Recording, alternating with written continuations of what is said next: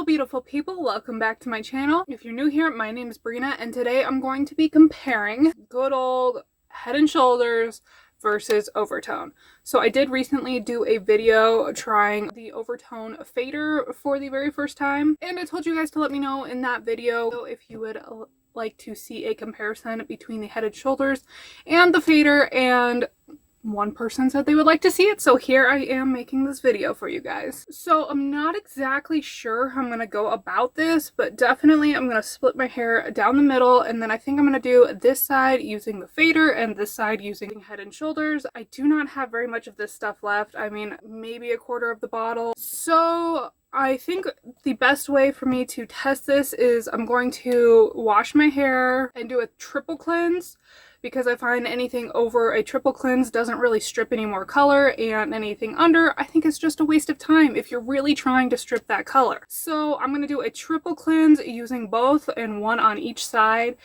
and then I think I'll just show you guys the results from that, and maybe we'll just call it a day, who knows. But I'll be back after I wash my hair to show you the results. Are you ready?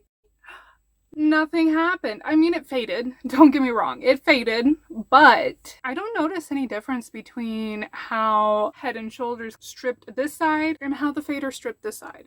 So I do have some other things that I want to talk about though. I honestly thought I was going to come out of this being like 100% Head & Shoulders is the way to go. oVertone, why even bother? I mean, it's the same thing. No, it's not. Okay. I did some research because while I was washing this side of my hair with the Head & Shoulders, I noticed that I had a lot of fallout, which like is pretty common for me, honestly. But on this side, I didn't really have any. So that made me very curious. The Head & Shoulders and the oVertone left my hair feeling the same.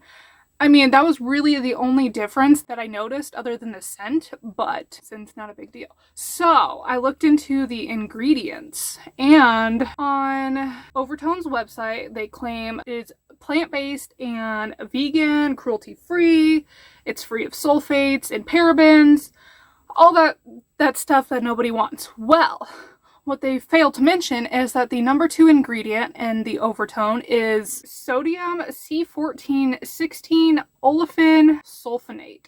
So basically what that is, it's what they put in the shampoo when it's sulfate free a lot of the times, and it is almost just as bad for your hair as the sulfate, but when you're buying something that is stripping the hair of its color, I mean, you have to expect that it's going to be harsh on your hair, right? But the third ingredient in oVertone is actually sodium cocoyl isethionate. I don't know.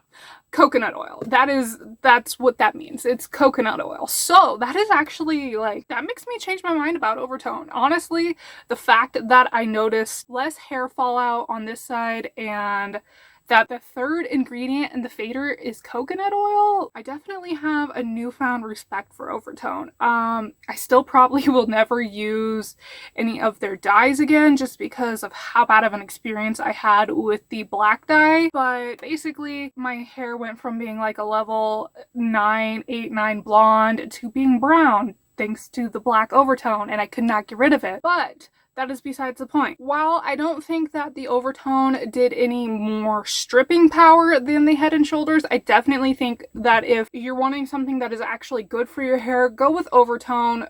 Skip out on the Head & Shoulders. I know it's way cheaper. oVertone is so expensive.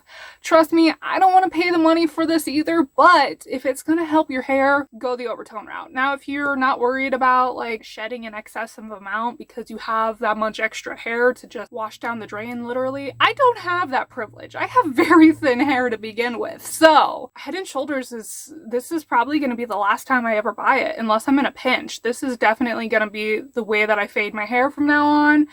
And I don't really have anything else to say. So if you enjoyed this video, give it a thumbs up. Don't forget to let me know in the comments what else you would like to see from me next. And make sure to hit that subscribe button before you go. I upload new videos every Wednesday and Saturday. Thank you so much for watching, and I hope to see you next time. Bye!